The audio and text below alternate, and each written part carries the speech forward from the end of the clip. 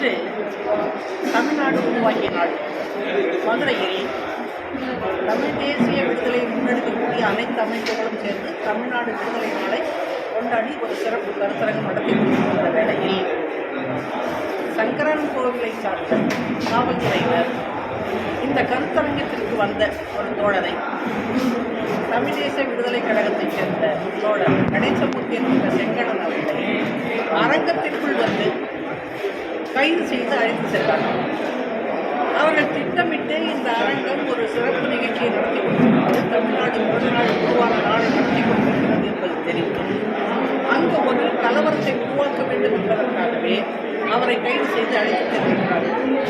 செங்கண்ணன் அவர்கள் மீது வழக்கு இருக்கிறது, அவர்கள் விதியானை இருக்கிறது என்பது ஒரு பக்கம்.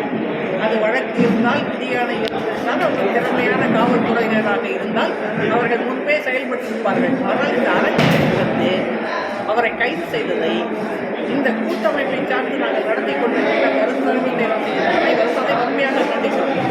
காவல்துறையினர் போன்ற ஒரு சிறப்பு நிகழ்ச்சிகளில் உள்ளே கைது செய்து அழைத்து செல்வதை தோழர்களை தவிர்க்க வேண்டும்.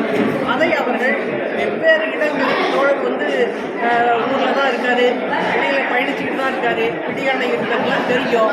ஆனால் இன்றைய தினம் அங்கிருந்து மதுரை வந்து கைது செய்து அழைத்திருப்பதை நாங்கள் வன்மையாக கண்டிருக்கிறோம். இது ஒரு சரியான செயல் அல்ல என்பதை முதல்வர் அவர்களுடைய முதல்வர் அவர்களுக்கு இந்த கருத்து செல்ல வேண்டும் என்று நினைக்கிறோம். ஆனால் நாங்கள் நடத்திய அனைத்து அமைப்புகளின் சார்பாக இதை கண்டிக்கிறோம்.